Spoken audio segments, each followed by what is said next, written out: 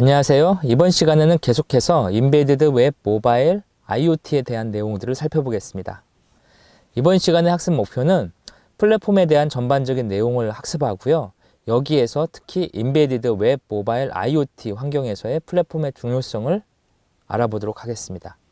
학습 내용은 인베디드 플랫폼이 무엇인지, 웹 플랫폼이 무엇인지, 모바일 플랫폼이 무엇이고, 요즘에 말하는 사물 인터넷 IoT 플랫폼이 무엇인지를 살펴보도록 하겠습니다. 플랫폼의 종류는 상당히 다양하죠. 그래서 인베디드 플랫폼은 주로 하드웨어 제어용 소프트웨어를 가리키고요. 웹 플랫폼은 인터넷상에서 웹브라우저를 사용해서 어떤 걸 처리해요. 그런 거를 가리킵니다. 모바일 플랫폼은 스마트폰을 활용한 어떤 것들을 다루는 것들을 말하는 거고요. IoT 플랫폼은 사물 인터넷 관련된 기술들을 뜻합니다. 그래서 IoT는 인베디드 웹 모바일 기술을 다 통칭하는, 다 포함하고 있는 그런 좀 더 광범위한 개념이라고 보시면 될 것 같습니다. 인베디드 플랫폼의 종류를 좀 살펴보는데요. 인베디드 플랫폼은 우리가 쓰는 각종 하드웨어 장치가 다 인베디드 플랫폼이죠. 그래서 가장 흔히 볼 수 있는 게 컴퓨터. 그래서 윈도우, 리눅스, 맥OS 이런 것들도 있고요. 그 다음에 인베디드 플랫폼은 이런 것도 인베디드 플랫폼이죠. 스마트폰, iOS, 안드로이드 이런 것도 다 인베디드 플랫폼. 그 다음에 우리 도로에서 흔히 볼 수 있는 그 신호등 이런 것도 인베디드 플랫폼이죠. 그 다음에 집에 가면은 밥솥, 세탁기, 정수기 등등등 아주 다양한 형태의 가전제품들이 있는데 이런 것들도 전부 다 인베디드 제품이라고 보시면 될 것 같습니다. 인베디드는 우리가 생각하는 것보다 아주 광범위하게 포함되어 있는데요. 자동차 엔진에도 다수의 이 하드웨어 CPU가 들어가 있죠. 이외에도 이제 애들이 쓰는 장난감이라든지 전자식 장난감 이런 부분도 인베디드가 다수 들어가 있습니다. 인베디드 디바이스는 펌웨어를 개발한다고 얘기할 수도 있고 리얼타임 OS를 한다 또는 운영체계를 포팅한다 이런 용어도 있습니다. 인베디드 종류는 8비트, 16비트, 32비트, 64비트에서 다수의 비트를 갖고 있고요. 8비트가 이제 가장 성능이 낮다고 보시면 될 것 같고요.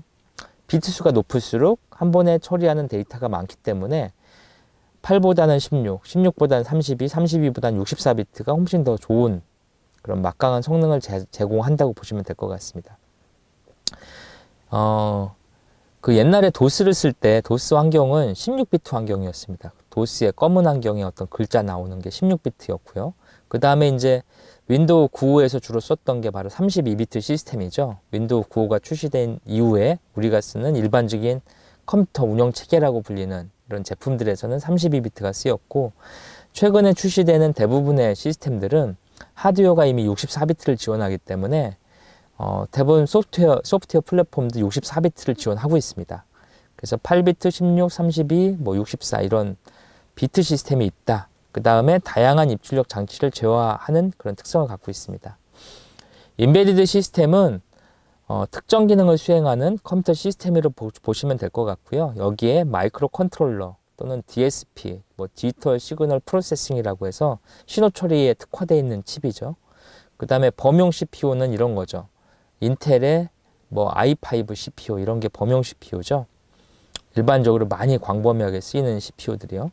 그 다음에 특정 임무에 집중해 설계돼서 최적화된 것들, 예를 들어서 신호 처리라든지 또는 자동차의 특정 기능을 처리하기 위한 칩이라든지 세탁기나 냉장고 같은 가전제품의 특정 기능을 처리하는 이런 칩들이 있습니다. 인베디드 시스템 종류는 PDA, 휴대전화, 홈 네트워크, 디지털 TV, 내비게이션 등등 아주 광범위하게 존재합니다. 그 다음에 이제 가전, 인공위성, 계측기, 라우터, 게임, 로봇, 자동차 등등 아주 다양한 생활 영역에 광범위하게 퍼져 있습니다. 인베디드 플랫폼 중에 CPU 아키텍처라는 용어가 있는데요. CPU 아키텍처 중에 가장 요즘에 유명한 게 바로 ARM이죠. 이 모바일에 다 들어가 있는 ARM 아키텍처. 그 다음에 PC에 많이 쓰는 X86 아키텍처가 있습니다. 그 다음에 이제 예전에 인텔 CPU가 맨 처음에 나와서 일반적으로 많이 보급될 때 나왔던 게 8051 같은 아키텍처가 있습니다. 이외에도 이제 밉스 CPU 또는 지금은 생산이 중단된 파워PC 같은 이런 다양한 아키텍처가 존재를 합니다. 특정 분야 IC 그러니까 칩이죠. 특정 분야의 칩들을 하나의 칩에 집적시키는 거를 시스템 온 칩, SoC라고 부릅니다. 시스템 온 칩의 약자죠. 그래서 SoC 기술의 발달이 되고 있고, 그래서 아주 다양한 기능, 음악도 연주돼, 뭐 TV도 나와, 통화도 돼, 이런 복잡한 기능을 갖고 있는 인베디드 모바일 장치들, 뭐 스마트폰 같은 경우에 실제 안에 뜯어보면 칩 개수가 많지 않습니다. 왜냐하면 요즘에는 대부분 그 복잡한 다수의 기능을 SoC라고 해서 아주 작은 영역에 밀집해서 칩 하나로 다 처리하는 형태의 기술력을 구현하고 있기 때문이죠. 인베디드 플랫폼 중에는 거의 대부분이 운영체계를 사용하지 않고 운영체계 이외에 직접 프로그램을 제어하는 경우가 많습니다. 그래서 이런 거를 우리는 펌웨어라고 부르죠. 하드웨어를 직접 제어하는 거를. 인베디드 플랫폼 예인데요. 뭐 인텔에서 만든 쿼크 프로세서입니다. 뭐 인베디드 플랫폼에 대한 정보는 어떻게 알 수 있냐면 해당 칩을 제조하는 제조사에 가셔서 칩셋을 검색하시면 그 안에 이것들에 대한 정보가 쭉 나옵니다. 그래서 얘 같은 경우에는 코어가 하나고 전력을 2.2W 먹고 캐시가 내부에 16KB, 클럭 속도는 400MHz, 그 다음에 최대 메모리 2기까지 쓸 수 있는 하드웨어 제품이죠. 그래서 이런 제품들을 갖다가 내가 필요로 하는 사양의 그 가격에 그 성능을 만족할 수 있는지를 놓고 선택을 하게 됩니다. 인베디드 플랫폼에서 가장 중요한 거는 바로 CPU 아키텍처인데요. 이 CPU 코어에는 기본적으로 인베디드 플랫폼이 연결할 수 있는 이런 외부 장치들이 다 설계되어 있습니다. 그래서 뭐 호스트 브릿지 CPU 안에서 뭐 JTAG 같은 경우에는 이 하드웨어 디버깅을 할 수 있는 그런 표준화된 인터페이스고요. 타이머가 들어서 이 CPU 전체적인 흐름에 대한 거를 시간을 제어하죠. 그 다음에 이 DDR3라든지 SRAM 같은 걸 이용해서 실제 메모리를 처리합니다. 이외에도 이제 PCI 같은 버스 브릿지 같은 걸 이용해서 다양한 외부 입출력을 하게 되어 있습니다. 인베디드 플랫폼은 기본적으로 사전에 약속된 플랫폼 사이에 약속된 규칙을 따르는 거죠. 그래서 예를 들어서 x86 CPU 갖고 부트로드를 만들고 싶다, 부팅한 알고리즘을 하고 싶다, 그럴 경우에 이미 그 CPU의 특정 메모리 주소에다가 어떤 값을 얼만큼 쓰면은 어떤 작업이 일어나고 다음에는 또 어떤 절차를 따라서 어떻게 해야 된다라는 가이드가 있습니다. 그래서 그 가이드대로 쭉 해주면 그 x86 CPU에서 운영체계 같은 걸 만들어서 그 사용자가 제어할 수 있도록 쓸 수가 있습니다. 그래서 인베디드 플랫폼은 가장 처음에 하드웨어를 선별할 때 그 내가 원하는 용도의 하드웨어를 선별하고 그거에 대한 기본적인 매뉴얼을 바탕으로 실제 구현하는 거죠. SoC는 일반적으로 작은 회사가 개발하기 힘들고 이 기술에 집약되어 있기 때문에 전 세계에 SoC 만들 수 있는 회사는 극소수에 불과합니다. 이 극소수 되는 회사들이 대량 생산을 통해서 SoC 가격을 낮췄고요. 이러다 보니까 기술력이 아주 우수한 특정 영역의 모든 기술을 갖고 있는 회사들이 SoC를 팔 때 그냥 단순히 하드웨어만 파는 게 아니라 여기에 소프트웨어까지 또는 샘플, 예제까지 전부 다 묶어서 제공을 해주고 있습니다. 그래서 인베디드 플랫폼 개발할 때, 특히 하드웨어를 설정할 때는 그런 거를 쉽게 구할 수 있는 제품들을 좀 선발하실 때 사용하시는 게 좋을 것 같습니다. 이 샘플도 별로 없고 많이 쓰여서 레퍼런스도 없는 이런 칩셋 같은 경우에 나중에 제품 개발 시나 또는 제품이 출시된 이후에 많은 어려움을 겪을 수 있기 때문에 그런 부분들은 좀 선정 시에 많은 고민을 할 필요가 있습니다. 그 다음에 플랫폼 클럭이라고 해서 타이머를 이용해서 주기적으로 뭐 몇 번마다 한 번씩 어디서 값을 읽어서 그걸 갖다 어떻게 합치고 뭐 이런 식으로 해서 데이터 처리를 하게 돼 있는데요. 플랫폼은 이런 타이머를 이용해서 그런 처리를 하게 설계되어 있습니다. 그래서 뭐 DDR 메모리는 어떻게 읽어오고, 그 다음에 외부의 통신 채널 PCI 같은 경우 어떻게 처리하고, 그 다음에 인터넷을 하기 위한 이더넷은 어떻게 제어하고, 그 다음에 그 시리얼 통신, 아이스퀘어 C라고 불리는 시리얼 통신은 어떻게 하고, 그 다음에 뭐 SPI 같은 통신은 어떻게 하고, 이런 것들이 이미 기존에 다 만들어져 있죠. 그래서 그리고 이제 이 RTC라고 하는 게 리얼타임 클럭 이런 장치들인데 이런 걸 통해서 계속 시간을 맞춰가면서 복잡한 작업을 수행하게 설계되어 있습니다. 인베디드 플랫폼에서 가장 그 중요한 게 이제 운영체계라는 얘기가 많이 나오는데 피소스 같은 운영체계가 있습니다. 이거는 2000년 초반만 해도 삼성에서 개발했던 다양한 가전제품에 운영체계 사용이 됐었고요. 그 다음에 VxWorks 같은 것도 있죠. 이거는 그 윈드리버라는 데서 이렇게 계속 만들고 있는데 이 마이크로 커널형 멀티태스킹을 갖고 있고요. 화성에 보낸 로봇들이 VxWorks로 많이 개발이 되어 있습니다. 안정성이 굉장히 우수하죠. 윈도우 C는 현재 많이 쓰이지 않지만 윈도우 C가 현재 가장 그래도 많이 남아있는 영역이 내비게이션입니다. 최근에 내비게이션 안드로이드 시스템에서 개발을 많이 하고 있지만 초창기의 내비게이션들은 대부분 윈도우 C 환경에서 개발이 됐고요. 윈도우 C의 목적은 PC 환경을 가전제품 또는 PC보다 더 사양의 하드웨어에서 똑같이 구동하게 만드는 게 목표였습니다. 이외에 이제 가장 일반적인 게 바로 인베디드 리눅스라고 하는 건데 인베디드 리눅스를 올려서 어떤 시스템을 개발하는 거죠. 인베디드 리눅스 같은 경우에는 다수의 그 CPU 아키텍처를 지원하는 특성을 갖고 있고요. 이게 지난 1990년대 후반부터 십수년간 계속 안정적으로 성장하고 있습니다. 계속해서 웹 플랫폼을 설명드리겠습니다. 웹은 1991년도에 HTML이 보급되면서 일반인들에게 알려지기 시작했고요. 이후에 2014년에 HTML5까지 HTML1이 나온 이후로 계속 시간이 흘러가면서 HTML5까지 이렇게 진화를 계속 하고 있습니다.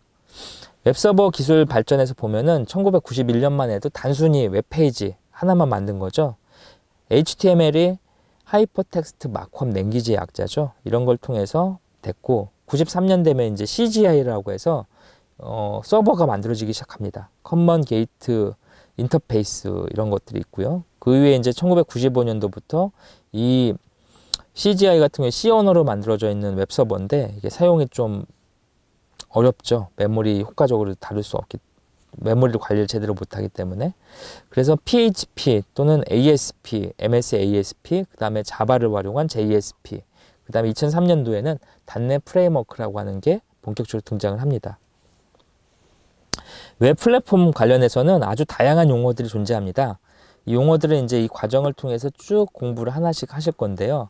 SBC라는 용어, 클라우드, 뭐 레스트풀, HTML5, 뭐 시멘틱 등등 해서 아주 다양한 형태의 용어들이 나오고 있습니다.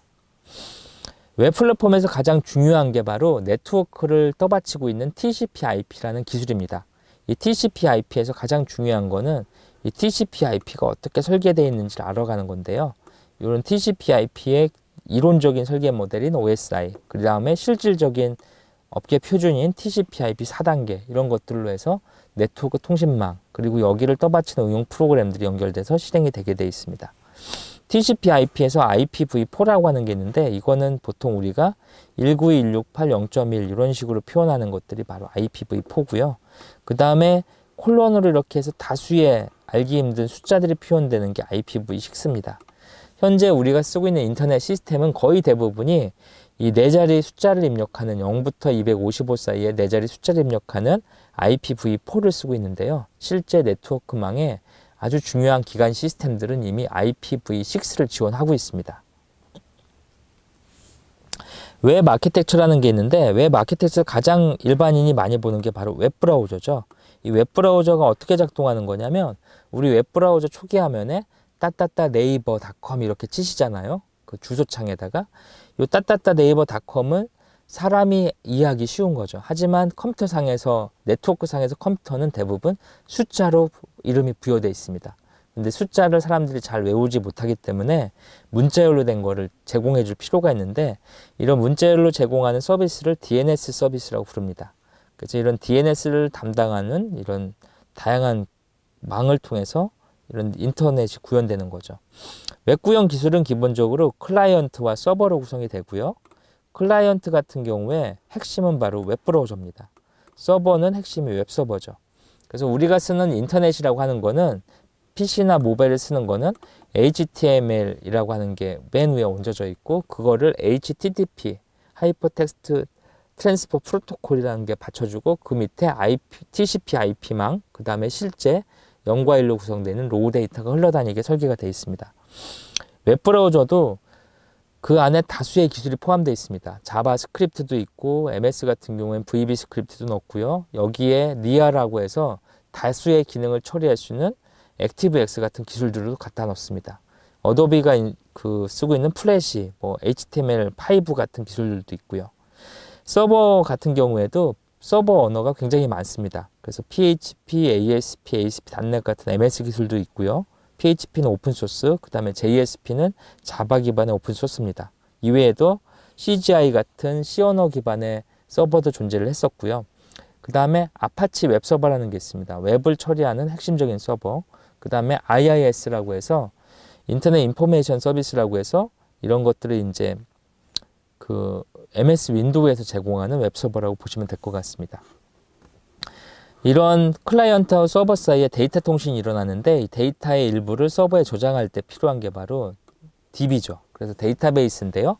이 DB는 MySQL, 오라클, DB, IBM의 DB2 등 다수의 이런 제품들이 존재합니다. 웹 아키텍처는 기본적으로 우리가 인터넷을 쓴다고 하는 거는 최종 소비자가 PC를 쓰면은 인터넷 망을 통해서 서버에 접속을 하고요. 여기에 앞에 L4 스위치가 주소를 분기시켜 줍니다. 그 다음에 웹 서버가 있고 실제 웹 어플리케이션 서비스, 실질적인 기능을 처리하는 와스 서버가 뒤에 존재하죠. 그 다음에 DB 서버가 있습니다. 그래서 일반적으로 이 웹 서버는 가장 일반적인 게 바로 그 아파치 웹 서버죠. 그 다음에 엔진엑스 웹 서버 같은 걸 사용하고요. 와스가 실제 우리가 서버 개발 언어라고 보시면 될 것 같습니다. 그 서버 개발 언어가 이런 거죠. PHP, ASP, JSP, 뭐 최근에는 파이썬, 노드.js 이런 것들이 바로 와스 서버 역할을 하고요. DB 서버는 다량의 데이터를 집어넣고 검색을 쉽게 할 수 있는 뭐 오라클 DB, 그 다음에 MySQL 또는 그 마리아 DB 이런 것들도 있고요. 분산 환경에 최적화되어 있는 그런 분산 환경 DB 같은 것들도 존재합니다. 그래서 이런 DB 서버가 되어 있는 거죠. 그래서 이게 몇 개의 층을 갖고 있느냐, 2티어냐, 2개냐, 이것처럼 서버와 와스와 웹서버와 와스와 DB가 분려져 있느냐, 3티어로 되어 있냐, 이런 것들이 이제 구분할 수 있는 내용입니다. 웹 플랫폼 아키텍처 중에 예전에 실버라이트라고 하는 게 있는데 요거는 지금 거의 쓰질 않지만 기본적인 컨셉은 사용자가 웹브라우저 통해서 들어왔을 때 정보를 요청하면 해당 서버에서 그걸 받아서 분석한 다음에 사용자한테 다시 정보를 내려보내는 그런 걸로 구성이 되어 있다라는 내용이고요. 웹 서비스의 웬티어 얘기는 방금 전에 제가 드렸습니다. 이게 웹서버, 그 다음에 어플리케이션, 그 다음에 실제 커넥터, 그 다음에 DB까지 연결되어 있기 때문에 일반적으로 2티어 또는 3티어로 구성이 됩니다. 계속해서 모바일 플랫폼을 좀 살펴볼 건데요. 모바일은 스마트폰 제어를 위한 플랫폼이라고 보시면 될 것 같습니다. 모바일 플랫폼은 예전에는 종류가 굉장히 많았습니다. 그래서 노키아라든지 모토로라, 뭐 삼성만 해도 제가 있을 때 SLP, 삼성 리눅스 플랫폼, 그 다음에 타이젠 같은 걸 개발을 했었죠.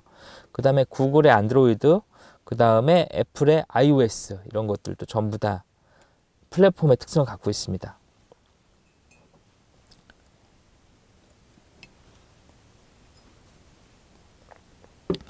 모바일 플랫폼 구조를 좀 설명드리면 우리가 쓰는 모바일 폰은 기본적으로 SoC라는 인베디드가 있고요. 그 인베디드 위에 오퍼레이팅 시스템이 올라가 있습니다. 뭐 구글의 안드로이드, MS의 iOS 같은 오퍼레이팅 시스템, 그리고 그거에 미들웨어, API를 제공할 수 있는 모듈이 들어있고요. 이 제공된 API와 각자 쓴 알고리즘을 갖고 응용 프로그램을 개발하게 되어 있습니다. 그래서 iOS는 이런 응용 프로그램을 배포할 수 있는 서비스를 제공하는데 그게 바로 앱스토어죠. 구글은 플레이그라운드에서 배포를 하고 있습니다. 모바일 플랫폼도 역시 그 PC 플랫폼하고 똑같이 레이어가 존재하는데 하드웨어 레이어가 있고 그 위에 할이 있고 OS가 있고 미드웨어, 그 다음에 어플리케이션 레이어 이런 식으로 해서 계속 쌓아 올리는 거죠. 그래서 이런 식으로 기본적으로 구성이 되고 안드로이드 같은 경우에는 요 사이에 플랫폼과 어플리케이션 사이에 달비기라는 걸 통해서 위에 올려주게 되어 있습니다. 웹에서 가장 많이 나온 용어 중에 웹킷이라는 용어가 있는데 웹킷에 대한 상세한 내용은 위키피디아를 좀 참조하시길 바랍니다. 모바일 플랫폼은 실제 스마트폰을 뜯어보면 부품이 그렇게 많지 않습니다. 대부분이 배터리 영역이죠. 배터리 영역이고 실제 핵심적인 SoC들은 요 회로기판에 다 박혀 있죠. 예전에 이제 제가 참여했던 프로젝트 중에 니모라는 게 있습니다. 이 니모라고 하는 플랫폼도 사실은 우리가 일반적으로 아는 모바일 또는 그 PC용 플랫폼하고 크게 다르지 않습니다. 그래서 운영체계 위에 이 플랫폼을 얹어서 실제 다수의 작업을 쉽게 할 수 있게 제공해 주자. 이런 게 바로 니모 플랫폼 아키텍처입니다. 삼성 리눅스 플랫폼 약자로 해서 SLP라고 불리는데 뭐 이런 것도 있습니다. 지금 이 SLP는 타이젠으로 이름 바뀌어 있죠. IoT 플랫폼 얘기 많이 나오는데 얘기 나올 때 항상 따라오는 게 바로 지금 보시는 가트너의 하이퍼 서클 곡선입니다. IoT 같은 경우에 2014년도에 이 거품이 초입에 진입을 해서 현재 IoT는 요즘 좀 약간의 침체기에 빠져 있는 것 같습니다. 이런 침체기에 빠져 있는 IoT 기술이 많은 사람들이 2020년이 넘어가면 이 메이저 기술이 될 거다. 그래서 많은 사람들이 자기도 모르는 사이에 일반적으로 쓰게 될 것이다 라고 얘기를 하고 있습니다. 가트너에서 발표하는 매년 발표하는 신기술 로드맵인 하이퍼 서클은 어떤 특성을 갖고 있냐면 어떤 기술이 세상에 나와서 갑자기 크게 주목을 받고요. 거품이 형성되죠. 해봤더니 별거 없더라. 시간이 지났더니 이게 있는지도 몰랐다. 그래서 다시 한번 써보자. 그래서 일반적으로 모든 사람이 다 쓰는 환경까지 가는 그런 거를 메가트렌드 기술이라고 부릅니다. IoT는 가트너에서 언급하는 대표적인 메가트렌드 기술이고요. 현재 여기 코스에 갔던 몇 가지 샘플이 있는데 2006년도에 거품기에 진입했던 게 갑자기 등장한 게 바로 클라우드입니다.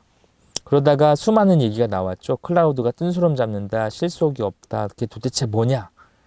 최근에 우리가 사용하는 스마트폰 사용 인구는 자신도 모르는 사이에 다 클라우드 서비스를 날마다 쓰고 있습니다. 왜냐하면 내 돈 내고 산 전화기를 활성화시키는데 클라우드에 대한 계정이 없으면 활성화가 안 되죠. 그래서 이런 우리가 인식하지 못하면서 그 기술을 모든 사람이 다 쓰는 환경이 바로 요 단계죠. 그리고 메가트렌드 기술은 가트너의 이런 공식을 많이 따른다라는 게 이제 일반적인 정설입니다. 예전에 메인 프레임이나 이런 고가의 컴퓨터들은 그 가격이 비싸고 그 다음에 개수가 적었기 때문에 일반인들한테 파급 효과가 적었습니다. 그런데 시간이 지나면서 비용 절감과 소형화가 급격히 이루어지고 특히 SOC가 이루어지면서 다양한 산업 분야에 대규모로 IoT 관련된 제품들이 접목돼서 쓰이고 있습니다. IoT는 예전부터 이름이 다른 이름으로 존재를 했었죠. 그래서 1990년대 후반에 유비쿼터스, 그 다음에 홈 네트워크, M2M, 온 M2M, 그 다음에 IoT 형태로 갑자기 나온 용어가 아니라 과거에 이런 기술들이 차곡차곡 쌓이면서 등장한 그런 기술들입니다. 지금 이 과정에서 제가 말씀드리고자 하는 게 웹이라고 하는 트렌드, 메가 트렌드가 2000년도 초반에 왔습니다. 그래서 웹이 왔고 2010년을 기점으로 모바일 트렌드가 왔고 많은 사람들이 2020년을 기점으로 IoT가 온다라고 얘기합니다. 이 웹, 모바일, IoT의 공통점은 전부 다 인터넷에 연결된다는 거죠. 근데 웹이 인터넷에 연결됐을 때 어떤 게 벌어지는지 한번 생각해 보시죠. 웹이 2000년도 초반에 네트워크를 통해 인터넷에 붙었을 때 새로운 세상을 보게 된 거죠. 사람들이. 기존에 아파트를 구하거나 음식을 주문하거나 또는 은행 거래를 할 때 기존에는 각각 오프라인에 내가 직접 가야 됐지만 인터넷에 붙어서 웹의 시대가 열렸더니 사용자들이 웹에서 오프라인에 관련된 일을 다수 처리할 수 있게 된 거죠. 쉽게. 2010년부터 본격적으로 보급된 모바일도 역시 마찬가지입니다. 손안의 PC로 불리는 스마트폰을 갖고 사용자들이 아주 다양한 혜택을 얻고 있죠. IoT도 지금은 사실은 일반적으로 사용되지 않기 때문에 이 부정적인 여론이 다수 있습니다. 사물 인터넷 그게 뭐냐? 뭐 보안에 취약할 것 같다. 뭐 등등등 수많은 이야기가 나오는데 사물 인터넷도 기본적인 본질은 웹에 PC가 붙었고 모바일 시대에 스마트폰이 붙었더니 다양한 혁명적인 일이 벌어지듯이 사물 인터넷도 사물 인터넷 플랫폼에 어떤 거에 붙었는지에 따라서 새로운 형태의 비즈니스, 새로운 형태의 직업이나 새로운 형태의 시도가 다수 등장할 걸로 예상하고 있습니다. IoT 플랫폼은 지금까지 나왔던 인베디드 웹, 그 다음에 모바일, 클라우드 이런 용어들이 전부 다 결합된, 기술적으로 결합된 융합의 용어고요. 여기에 특정 서비스하고 접목돼서 새로운 형태의 IoT 제품들이 나오는 걸로 많이 언급되고 있습니다. 2013년부터 한국에서도 사물 인터넷이 중요하다. 특히 이런 분야에 새로운 형태의 제품과 새로운 형태의 직업, 일자리, 창업 기회가 있기 때문에 어떤 일자리나 4차 산업혁명 언급할 때 항상 IoT가 언급이 되고 있습니다. 그래서 나이키에서 만들었던 운동과 접목시킨 퓨얼밴드, 헬스케어 제품이죠. 그 다음에 스페론 회사가 한 스마트폰과 장난감을 블루투스 연결하는 기술들. 그 다음에 구글이 인수해서 화제가 됐던 온도 조절기를 자동화된 인공지능 온도 조절기를 통해서 난방 비용을 점검시켜주는 레스트랩의 온도 조절기. 그 다음에 드론이라든지, 그 다음에 감성 조명을 내세웠던 필립스의 휴라든지, 그 다음에 스마트 스위치, 뭐 스마트폰으로 제어할 수 있는 컨센트를 만든 위모, 벨킨의 위모 같은 제품들이 IoT로 언급이 되고 있습니다. ARM이라는 회사가 그 소프트뱅크라는 회사에서 35조 원에 인수된 경험이 있는데요.